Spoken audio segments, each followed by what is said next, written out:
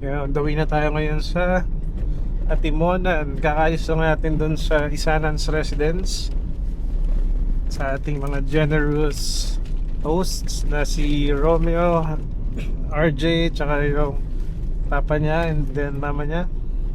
Pagka nagbomba ka, oh, yan, may water ka. Sorry naman, hindi ko natanggal to. Yan. Buti nakailag ka. O yan, pero yun. Sorry naman.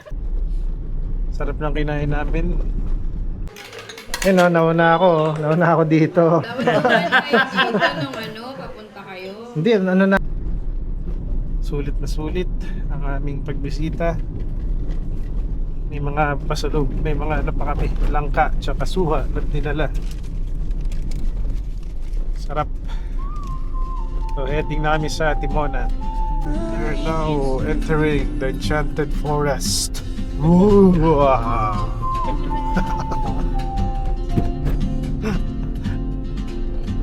Nakita mo yung usok, gumunod sa atin niya.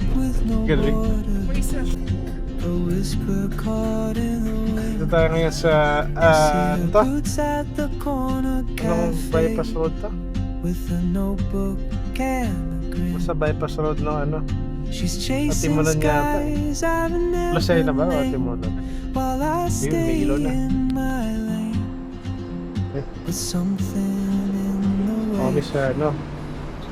Red Doors, Atimonan. Ano na to, along the highway oh. Ito talaga yung ano eh, parang accommodation ng mga galing sa Bicol tsaka papuntang Bicol.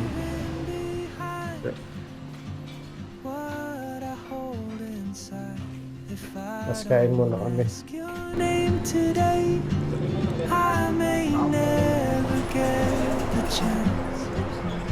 To walk beside your wandering dance.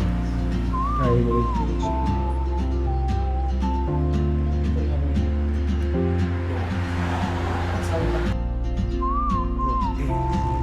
Ito yung Red Doors at Atimonan.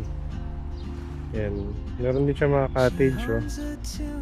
Merong ano siya, para siyang luma na. Mukhang dating napakagandang resort nito. Hindi lang naalagaan ng husto. Kasi ganda ng dagat eh, yan oh. Hindi white yung sand niya, pero sobrang lino ng tubig. Ano? Diba? Pwedeng liguan.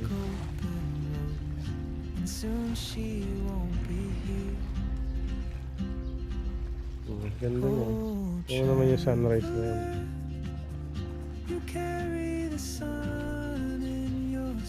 Ay ka mamingwit mamaya.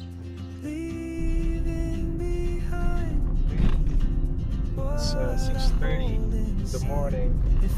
Punta kami sa Atimonan Fort. Bili ako ng bait. Ito na yung last stop namin bago kami makauwi sa Manila. Konting fishing. Tapos mamaya ano na. Uwi na kami galing sa aming Bicol trip. Tama yung gilid, ganda nito, kaya gusto namin din mag-stay dito kasi ito yung part ng Quezon na mahaba yung coastline eh. Pakita mo okay. O taga, saan mo kita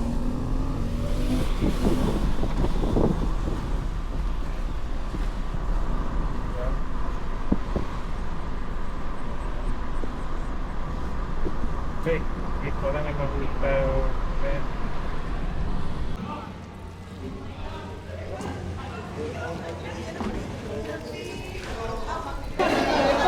Tsaka na yun, ore. Magkano na lang yan? Ha? Magkano na lang yan? Kano daw ore, tate? Ate, kano daw ore? Oo nga. Di, pangpain lang ang kailangan ko eh. Ha? Magkano yan? Ate, Hindi yan. 150 daw kayo. 50 kilo? Wala pesang ano yan. Magkano na lang yan lahat?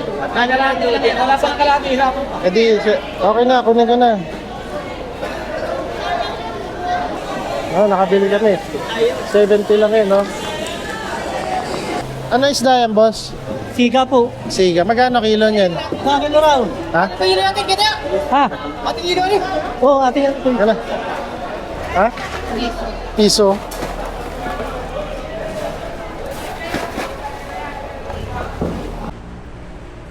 Ito yung pain natin. Nakabili tayo ng isda. Tapos may pusit na kasama. Ito yung bibait natin.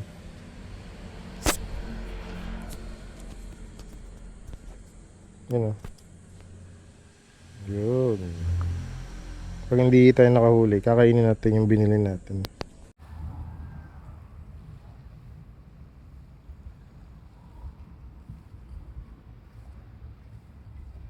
Yan.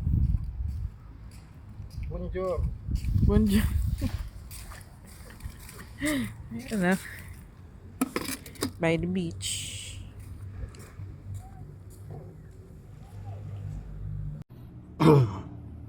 Yan, magpapain tayo ng pusit. Yan natin.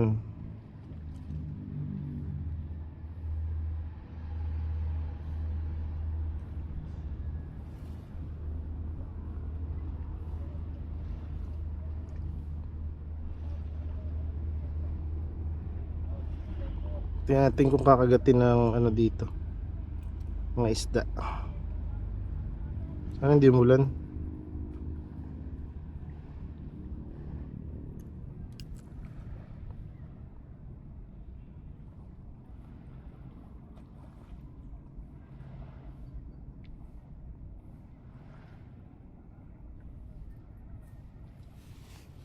Yan, babato natin dito.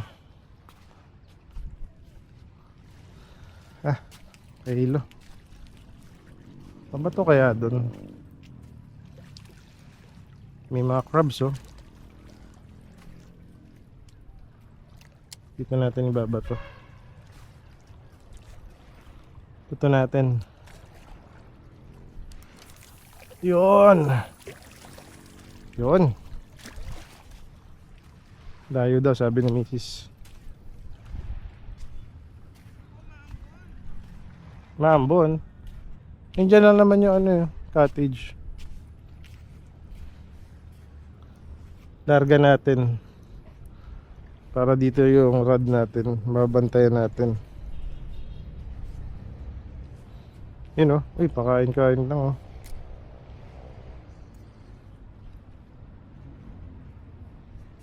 Maambon na. Sa'yo, mambon. Ito lang yan. Pagkain na. Ambon. Yan, bantay na bantay natin itong rod habang kumakain.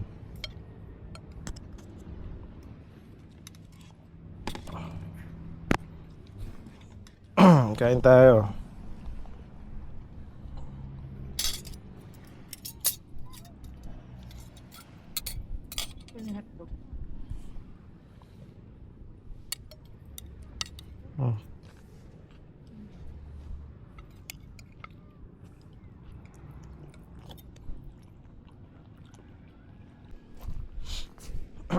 Kaya pala hindi ako makahuli, nag low tide na oh. Kanina dito pa yung tubig eh.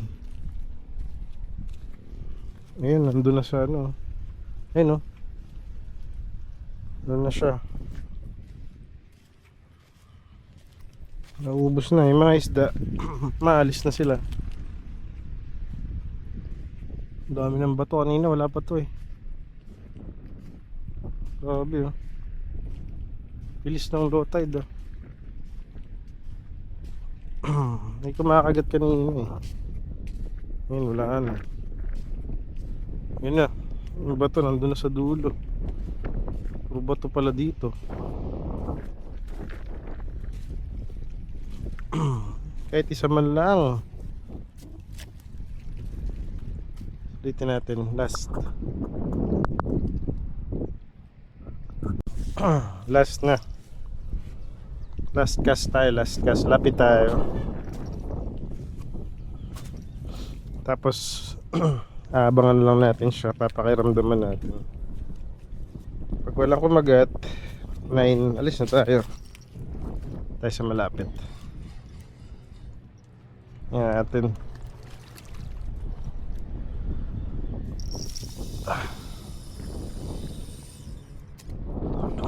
Pakiramdaman lang natin kasi naubos nila yung pain eh.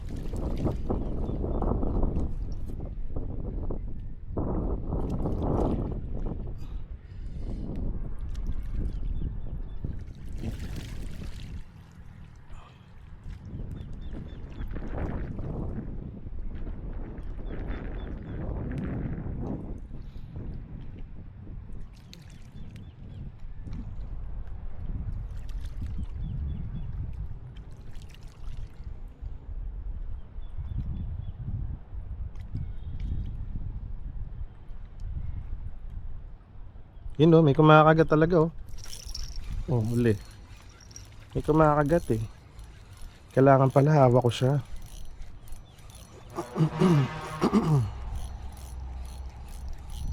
May huli yata.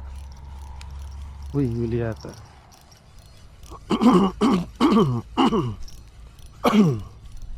Hindi na kasi binibitawan ko. Pag kumakagat, hindi natin na hindi natin naabutan. Mabilis yung isda eh. Wala. Ayun oh. Ano niya agad ito. Tinarget niya. Ayun oh, kaya lumaylay siya agad eh. Ayusin natin. Team ng kamay ko kasi pusit yung pain.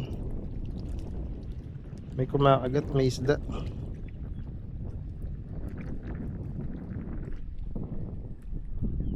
Kaya lang maliliit siguro. Kaya hindi nila nakukuha yung hindi na huhuli sa bibig. Isa pa.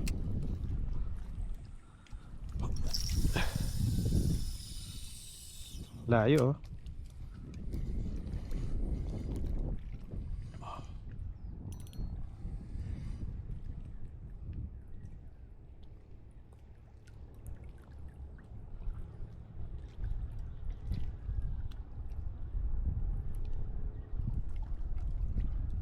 Yan oh. Ito nyo, may mihila. Sabayan natin siya ngayon. Nabibilis siya isda eh.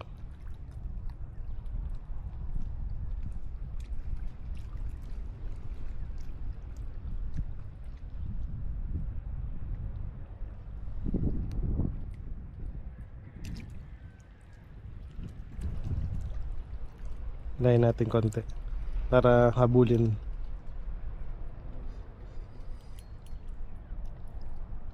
Yan.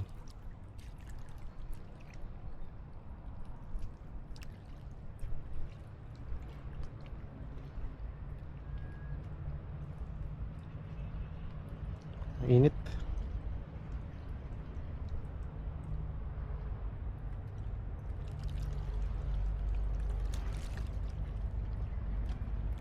Ayos na. Nag-low tide na oh. May mga kumakagat pero hindi ko mahuli. At least na-experience ko mag-fishing dito sa bandang Quezon coastline. Kasi matagal ko nang gustong gawin to talaga eh. Ang ganda oh. Nagbo-blow na siya oh. Maaraw na kasi. Next time, pag mas mahaba oras, tsaka pag malapit dito ulit yung pinuntahan namin, babalikan natin to. Mas maganda yata high tide eh. Mag-fishing. Alright. Sa mga maya-maya, heading na kami, Manila. Balik na ulit.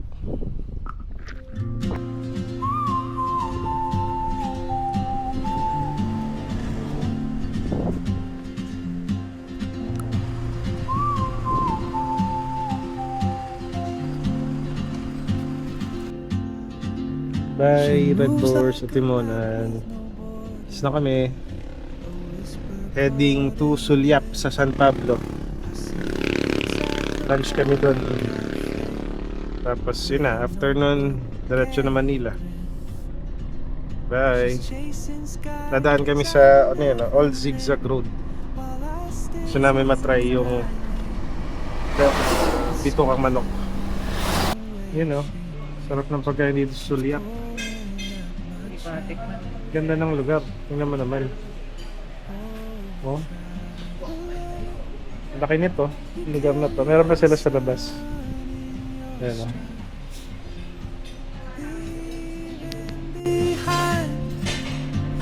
What I hold inside.